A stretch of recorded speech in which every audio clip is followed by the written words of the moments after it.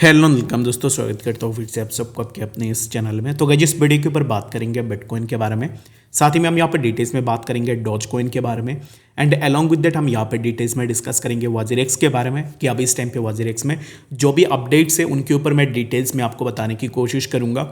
और उन अपडेट्स के ऊपर मैंने मॉर्निंग में भी डिस्कस की थी और अभी इस वीडियो के ऊपर मैं बात करूँगा जो भी अपडेट्स निकल के आई है उन अपडेट्स से हमें क्या फ़ायदा होगा एज ए यूज़र। जितने भी लोगों के फंड्स वजीरेक्स में फंसे हुए हैं उनका क्या फ़ायदा होगा इस चीज़ से, उसके ऊपर भी डिटेल्स में इस वीडियो के ऊपर डिस्कस करने की कोशिश करेंगे, ठीक है। एंड मोस्ट इंपॉर्टेंटली बात करेंगे विड्रॉल के बारे में कि अभी इस टाइम पे विड्रॉल का क्या स्टेटस है वजीरेक्स के अंदर, ठीक है। तो ये सब चीज़ों का पूरा डिटेल्स में आपको इस वीडियो के ऊपर जानकारी मिल जाएगी। बाकी अगर आप यहाँ पर पहली बार चैनल पर विजिट कर रहे हो, आई होप कि आपने ऑलरेडी चैनल को सब्सक्राइब भी कर दिया होगा। बाकी अगर आपने अभी तक नहीं की है तो जिग फैमिली को ज़रूर से सब्सक्राइब कर देना, क्योंकि आने वाले टाइम में इस चैनल के ऊपर आपको फ्री ऑफ कॉस्ट में टेक्निकल एनालिसिस, सिग्नल्स एंड बहुत सारी चीज़ें देखने को मिल जाएंगे, ठीक है।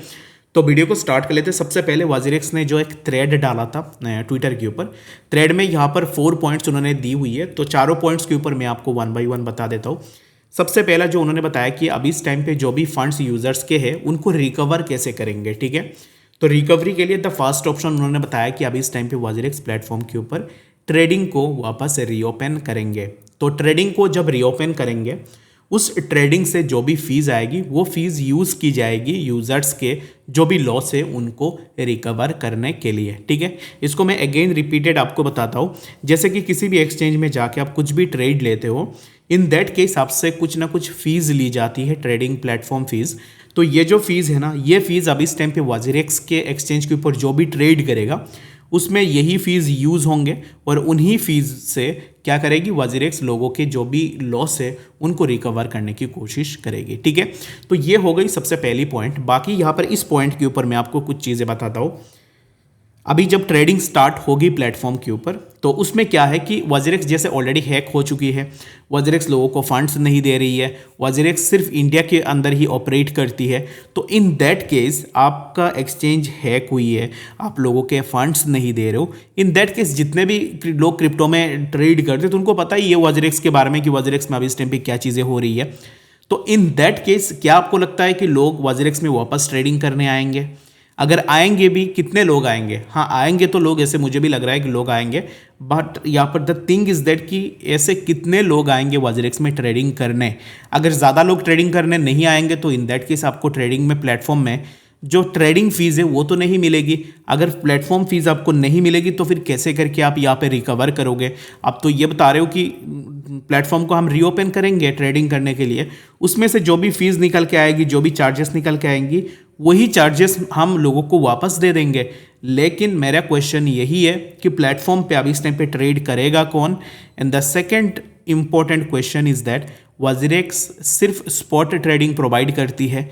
अगर फ्यूचर ट्रेड होता तो मैं कभी मान लेता चलो कि यहाँ पे फ्यूचर ट्रेडिंग भी होती है तो लोग आएंगे तो फ्यूचर के लिए भी कुछ लोग आके अपना ट्रेड भी कर सकते हैं, ठीक है। बट सिर्फ स्पॉट के लिए मुझे ये थोड़ा कॉम्प्लिकेटेड लग रहा है और मुझे यहाँ पर थोड़ा कुछ ऐसा टफ भी लग रहा है कि लोग अभी इस टाइम पे स्पॉट बाइंग के लिए वजीरेक्स पे क्यों आएंगे? लोगों के पास और भी तो ऑप्शंस है, वहाँ पे भी लोग जा सकते हैं, ठीक है। तो ये मेरा एक फर्स्ट काउंटर है वजीरेक्स का इस पार्टिकुलर क्वेश्चन का कि वो अभी इस टाइम पे ट्रेडिंग स्टार्ट कर रहे हैं और ट्रेडिंग फीस से लोगों के पैसे वापस करने की कोशिश करेंगे। द सेकेंड जो उन्होंने यहाँ पर थ्रेड डाला हुआ है, उस थ्रेड में अगर हम देखेंगे ना तो यहाँ पर उन्होंने जो क्वेश्चंस यहाँ पर रेज की हुई है, रिस्टार्ट ट्रेडिंग का हो गया। अब इस टाइम पे बात करते हैं recovery of liquid stolen asset, यानी कि जो फंड्स ऑलरेडी चोरी हो चुके हैं उन फंड्स को कैसे करके वापस लाएंगे उसके ऊपर बताई जा रही है। तो इन दैट केस अगर आप देखो, जिसने भी एक्सचेंज को हैक किया था उस बंदे ने टोर्नाडो कैश के ऊपर अपने जो भी फंड्स उन फंड्स को ट्रांसफ़र करके उनको इथेरियम पे कन्वर्ट किया। अभी इस टाइम पे इथेरियम से वो तोर चेन के थ्रू अपना जो भी फंड्स है उन फंड्स को बिटकॉइन पे ट्रांसफ़र कर चुका है, ठीक है। यानी कि जो फंड्स हैकर ने चोरी की थी उन फंड्स को यहाँ पर उसने कन्वर्ट करके अभी फाइनली बीटीसी के ऊपर भी उसने कन्वर्ट कर दी है। दैट मीन्स कि यहाँ पे बहुत कम चांस है कि अभी इस टाइम पे जो भी स्टोलन फंड्स है उनको वापस रिकवर की जाए। अगर वजीरेक्स उस चीज़ को रिकवर कर लेती है तो वेल एंड गुड, और मैं प्रे यही करूँगा कि वजीरेक्स यूज़र्स के फंड्स को एटलीस्ट अगर रिकवर कर सकती है तो उनको रिकवर कर ले, ताकि लोगों को थोड़ा रिलीफ मिलेगी एंड लोगों को अपने हार्ड अर्न मनी मिल जाएंगे, ठीक है। तो उसके बाद उन्होंने बताया कि नाइट प्रपोजल्स, यानी कि बड़े इन्वेस्टर्स जो वजीरेक्स को अभी इस टफ टाइम में हेल्प कर सकते, पैसे दे के फाइनेंशियली हेल्प कर सकते, ताकि वो इस पर्टिकुलर वजीरेक्स का जो हैक हुआ है उससे निकल पाए। तो नाइट प्रपोजल्स द थिंग जो कि यहाँ पर मुझे इसमें भी ऐसा लग रहा है कि अगर कोई आएगा भी एग्जैक्टली उसको यहाँ पे क्या प्रॉफिट दिखेगी, किस बेसिस पे वो वजीरेक्स को यहाँ पे हेल्प करेगा, मुझे इन चीज़ों के ऊपर थोड़ा डाउट्स है। But all I am hoping is that कि वजीरेक्स को कुछ ना कुछ सोल्यूशन मिल जाए ताकि कम्युनिटी को अपने पैसे मिल जाए। ठीक है, तो ये कुछ चीज़ें हैं जो कि वजीरेक्स ने शेयर की थी, जिसके ऊपर मैंने ऑलरेडी आपको बता दिया है कि क्या पॉसिबिलिटीज़ है, क्या पॉसिबिलिटीज़ नहीं है। बाकी आप क्या सोचते हो इस चीज़ को लेकर, उसके ऊपर आप मुझे ज़रूर से बता देना। And the most important thing is that कि सेकेंड न्यू रेवेन्यू स्ट्रीम्स, यानी कि वजीरेक्स अभी इस टाइम पे दूसरे चीज़ों के ऊपर भी काम कर रही है, जो कि ये एक बिजनेस है वजीरेक्स का।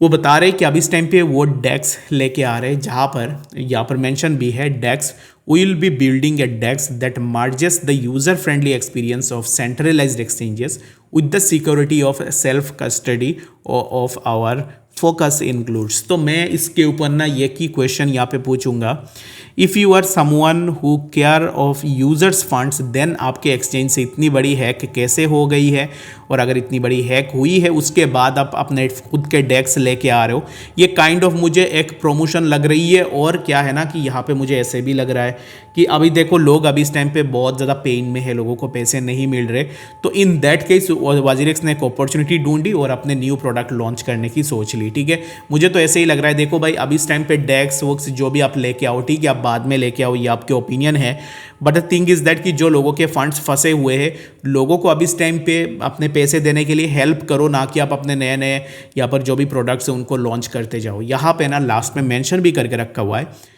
We also plan to launch a native DEX token, यानी कि जो डेक्स वो लॉन्च करेंगे उसका एक नेटिव टोकन भी होगी और उस टोकन का भी एडवर्टाइजमेंट यहाँ पर हो रही है। ठीक है, मुझे अगर आप पूछोगे, जैसे मैंने पहले भी आपको बताया था कि मेरा लाइफ का सबसे बड़ा गलती ये था कि मैंने WRX टोकन को बाई किया था, और मैंने WRX टोकन को इसलिए बाई किया था, रीज़न बीइंग उस टाइम पे वजीरेक्स बहुत ज़्यादा हाइप में था, सब ट्रस्ट कर रहे थे वजीरेक्स को। लेकिन अभी इस टाइम पे WRX टोकन को भी देखोगे तो उस टोकन के प्राइस लगभग 90% के आसपास ऑलरेडी नीचे चल रहा है।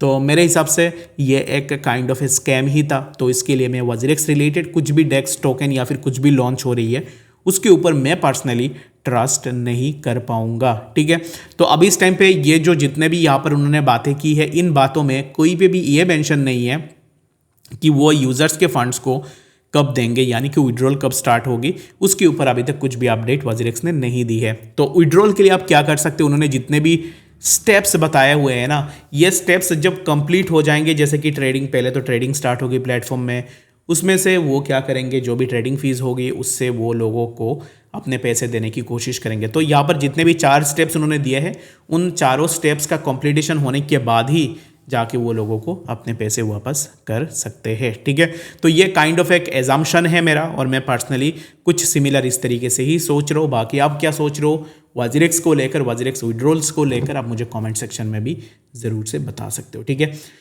तो अभी चलिए यहाँ पर बात करते हैं सबसे पहले यहाँ पर कुछ और भी ऑल्ट कॉइन्स के बारे में। तो सबसे पहले मैं बात करूँगा डॉज कॉइन के बारे में। उससे पहले हम BTC के ऊपर क्विकली एक बार देख लेते हैं कि इस टाइम पे BTC में क्या चल रहा है।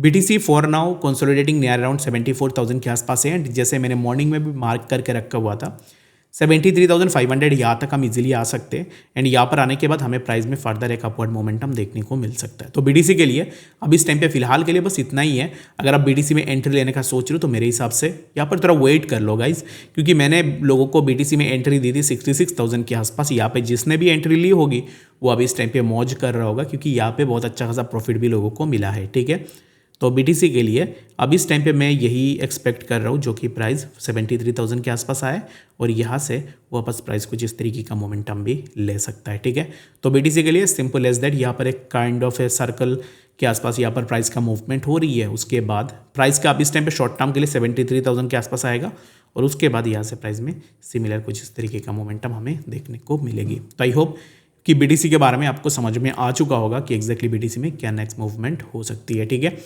तो बात करते हैं डॉज कॉइन के बारे में, कि कुछ लोगों ने मुझे बताया कि आप बता रहे हो कि डॉज कॉइन में मूवमेंट होगी, तो अभी डॉज कॉइन के प्राइस के अंदर कुछ भी मूवमेंट नहीं हुई है।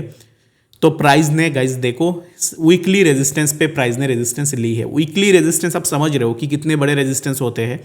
वीकली रेजिस्टेंस पे रेजिस्टेंस ली है, अभी इस टाइम पे प्राइस थोड़ा नीचे आ रहा है। तो ओवरऑल जो प्राइस का मोमेंटम है ना वो अप ट्रेंड में ही रहेगी, जो कि अभी इस टाइम पे वीकली रेजिस्टेंस से रेजिस्टेंस लिया। अगेन यहाँ से प्राइस ब्रेकआउट करने के बाद कंटिन्यूएशन एक मूवमेंट हमें डॉज कॉइन में देखने को मिलेगा, which will be near around 0.048931, और इसके बाद हमें और भी प्राइस में मूवमेंट देखने को मिलेगा। तो डॉज को लेकर अभी इस टाइम पे तो मैं पार्टिकुलरली बुलिश हूँ, और वीकली जो रेजिस्टेंस है उसका ब्रेकआउट होने के बाद मैं ज़रूर से आपको अपडेट करूँगा, ज़रूर से अपडेट कर दूंगा, क्योंकि वीकली ब्रेकआउट होने के बाद यहाँ पर पैसे कमाने की बहुत अच्छा खासा मौका हमें मिलेगी, जो कि मैं किसी को भी यहाँ पर ये रेकमेंड नहीं करूँगा कि अभी जाके अपना बाइंग बना लो। स्पॉट में बना रहे हो तो देन इट्स ओके, स्पॉट में अभी इस टाइम पे बाइंग बन सकती है, बट फ्यूचर के लिए अभी इस टाइम पे थोड़ा वेट कर लो, जब ब्रेकआउट होगी तब आप फ्यूचर के लिए भी अपना बाइंग बना सकते हो। ठीक है, तो आई होप कि आपको डिटेल्स में बातें समझ में आ गई हुई होगी कि डॉज कॉइन में क्या मूवमेंट हो सकता है। बाकी कुछ भी डाउट है या फिर कन्फ्यूजन है कमेंट सेक्शन में बता सकते हो। मिलेंगे नेक्स्ट ऐसे किसी अच्छी इन्फॉर्मेटिव अपडेट्स के साथ, तब तक के लिए गुड बाय।